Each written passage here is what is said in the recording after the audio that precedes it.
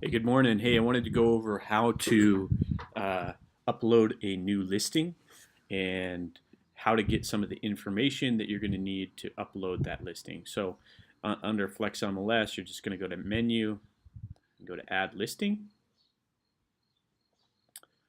You put in the type of listing here, and then you'll pick out who the agent is, and then you'll follow these prompts to hit Next. Start putting in the address.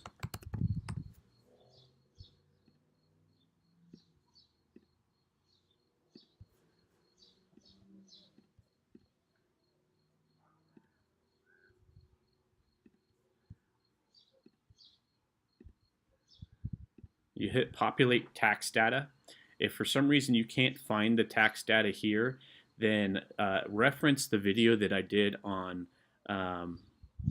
on finding the tax levy disclosure, and you can look up this UPC code by that, or you can always use the CRS number here, CRS tax search, and it'll open up a window, and you can plug in the street address.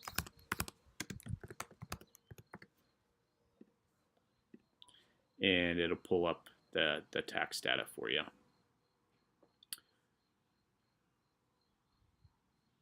So that's pretty much how you do that. On Sandoval County, you won't see the CRS number there, so you actually have to Google Sandoval County Assessor Eagle Web. That's where you're going to want to go.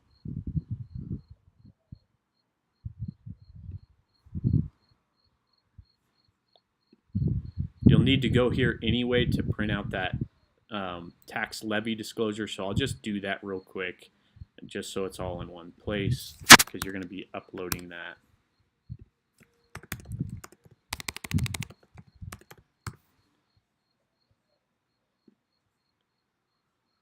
This is the number that you would plug in here if you couldn't find it. You take out the dashes though. So when you hit next, it's going to ask you if you want to use the geocoder address. Make sure that you're right on the map. Use this location. I usually use the geocoder address just so when people try to click on it, Google Maps, it brings them to it. I'm not going to on this one because it looks funky with that capital S. So we're going to keep my address. Hit next. One of the things that we do with listings is we get professional photos and professional videography, and I do a virtual walkthrough, which if you're an agent with Legendary Properties and you're watching this, you can certainly come over and get my 3D camera and use that as well. But it takes me a little while to get the media, so I like to take advantage of the coming soon feature, and this is a great way to build some or at least hit the ground running when you go on the MLS, and so you can do coming soon up to 14 days. So I'm going to do coming soon. The coming soon end date is the activation date that the listing will be made active in the MLS. On this one, we always like to the coming soon end date is the activation date that the listing will be made active in the MLS. So we're gonna not go active in the MLS until the 21st. While it's in coming soon status, it goes on the MLS, but it doesn't syndicate out to all the sites. So it announces it to the realtors, but it does not announce it to the Zillows, the Realtor.coms, the Trulias, even the Legendary Property doesn't syndicate out there yet. So let me make sure I get this right. Use on market date to enter the beginning date of the coming soon period. So we're going to put, so it's going to be at 1.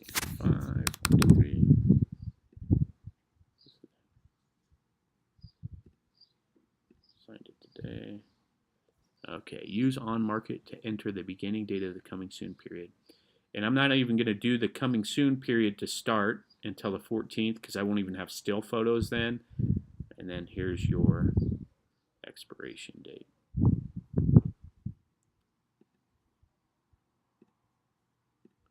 So in other words, on the 14th, it'll start the coming soon period and announce it to all the realtors. And then on the 21st, it will be active in the MLS, and that's when it'll syndicate out to the rest of the world. Most all of your listing agreements are going to be an exclusive right to sell. We only do full service listings here at Legendary Properties. It's not a bank owned, it's not a short sale.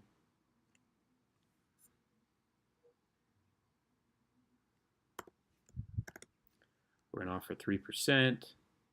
It's not a variable rate commission. You're going to write a short description of how to get to the property. So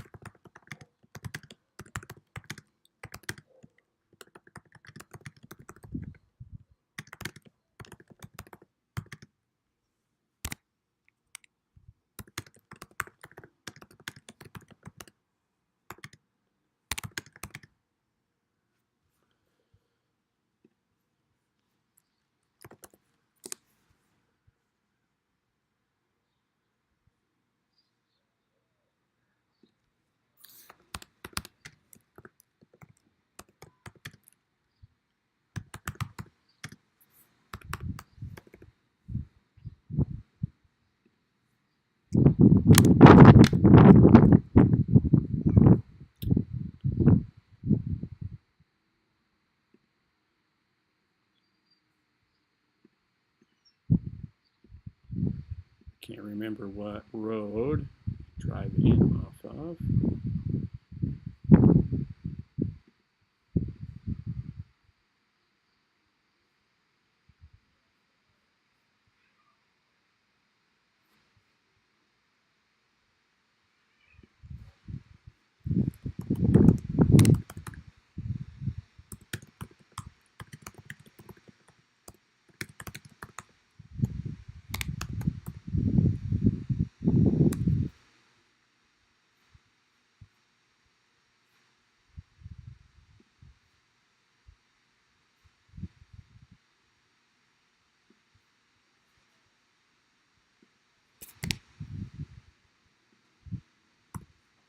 Okay.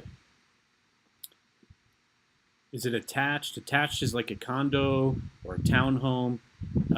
Detached or manufactured home. This is going to be a detached. It's not off-site built.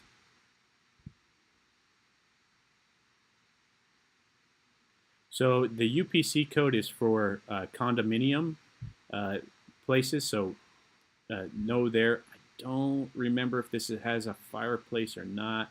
So I'm not going to fill that out until I get my pictures back. It's single story. It faces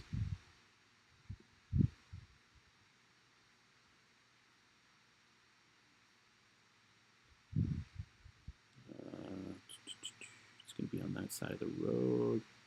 It's actually going to face north.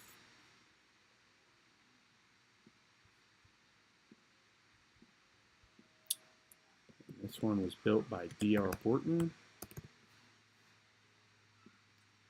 Approximate square footage. So how do you get square footage? There's really 4 ways. If somebody has a floor plan, that's the best. If they have a past appraisal, you can look at the appraisal and it'll have a square footage. Or you can check the tax records. And then fourthly, if you can't get those one from one of those 3, then check the tax records. So under CRS tax data, you'll see that 1593 square feet. And I showed you how to get to this already. So it's 1593 square feet. Sometimes if it feels way off, remember the tax assessor may not be perfectly accurate. So if you are unsure about that, then you need to measure the property. And if you have problems doing that, give me a shout and I'll give you some tips on how to do that. So it automatically pulled the lot size from the tax record, so we'll select online. I don't think it's in. I don't think so. You don't need flood insurance for this.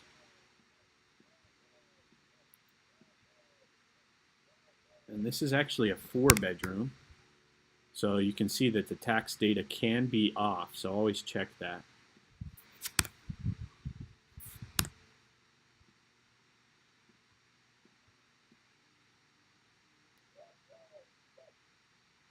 Age of the home. So one of the ways that you can check age of the home, check the tax records again, and you can see that this home was built in 2014. Oh, actually it was built in 2015. They bought it in 2015. They were assessing the lot in 2014.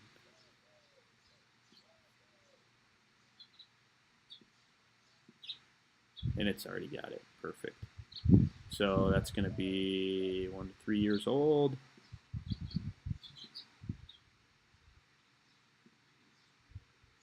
Random form 2100 is if there's some sort of conflict of interest. So you can always hover over this and click it to get additional info, and it'll pop up with a little box. There isn't one here. It's a 2-car garage. There's no basement. There's no guest house. There's no loft. There is a super lockbox. One of the things that we always do is when I go out and I put the lockbox on the property, when I open the lockbox, it shoots me an email stating that I opened it. And I keep a file on my computer with everybody, my active buyers and active listings. And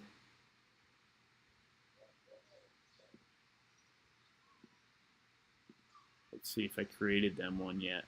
I didn't create them one yet. Let's see if I kept. I did.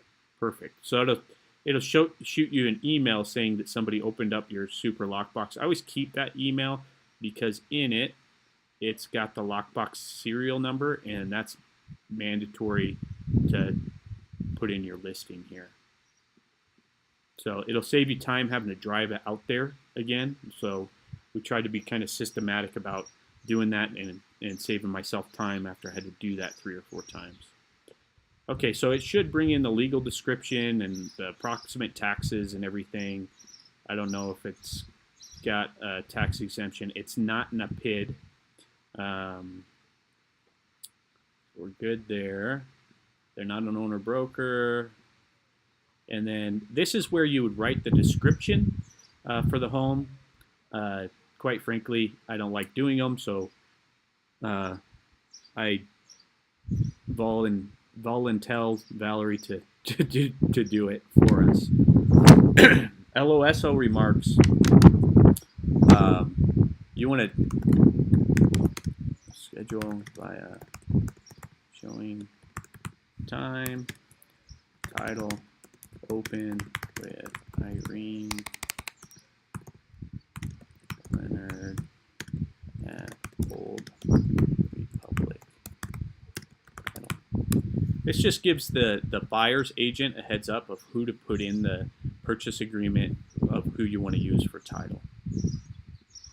Okay, now you're just going to go over all of the criteria that's in the home. It doesn't have a pool. It does have an attached with openers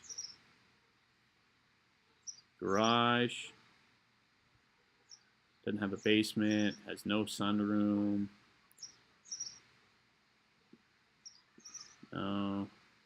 No HERS rating. That's an energy efficiency rating.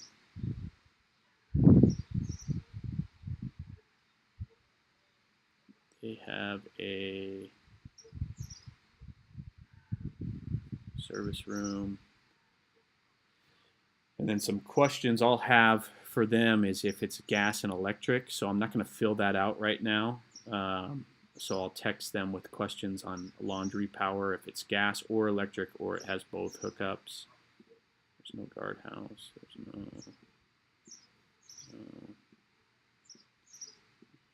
yes. It does have an HOA, and it's $22 a month.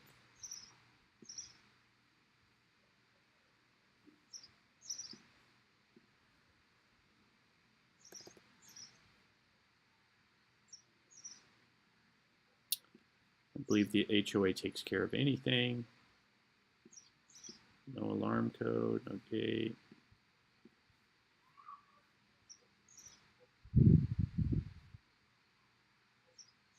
Scheduled by showing time.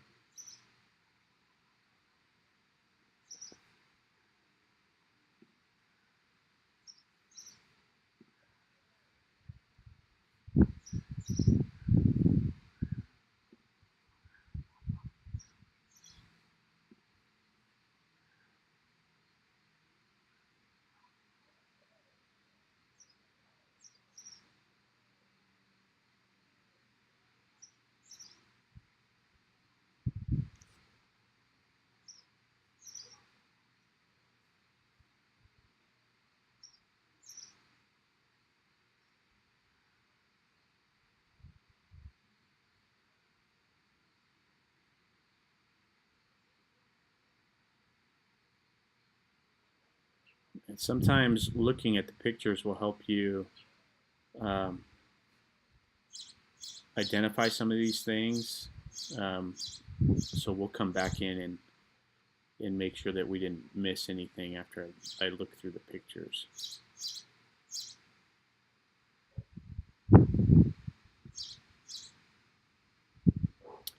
When you're checking items in here, this means that they convey.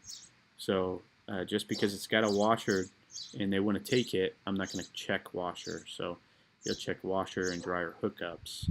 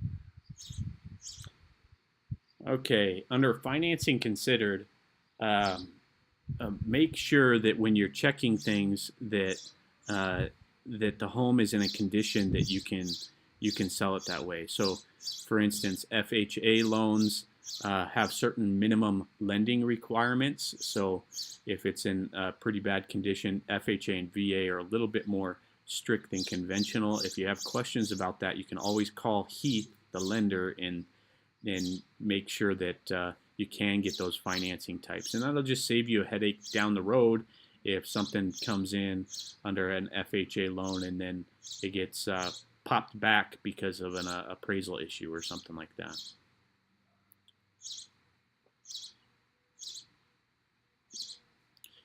Possession date should always be on the day of funding. Anything other than that would require an occupancy agreement.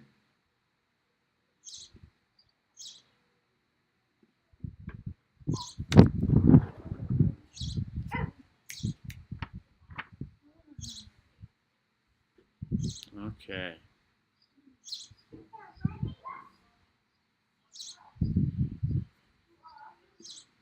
Okay, one of the things I always do when I do a walkthrough is I try to get these room measurements, because it's always one of those things, just like the lockbox, that you forget and then you have to come back and get later. So you just need a length and a width of each room.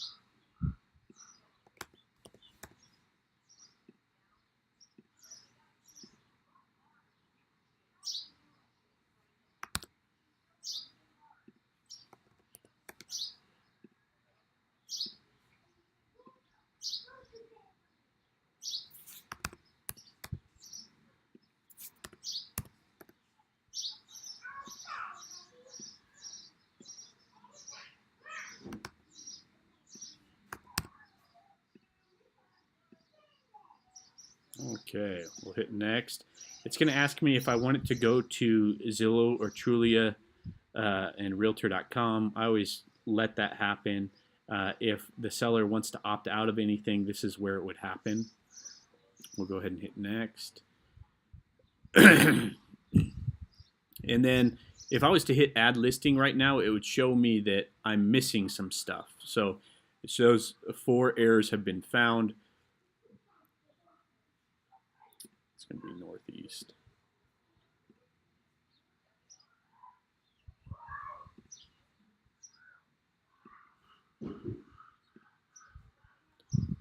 Does it have a fireplace? I don't believe I remember it having a fireplace. It's been a few days since I was over there.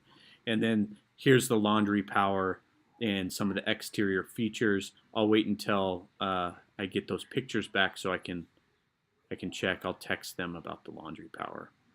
But we're going to save it as incomplete. The next step that you would do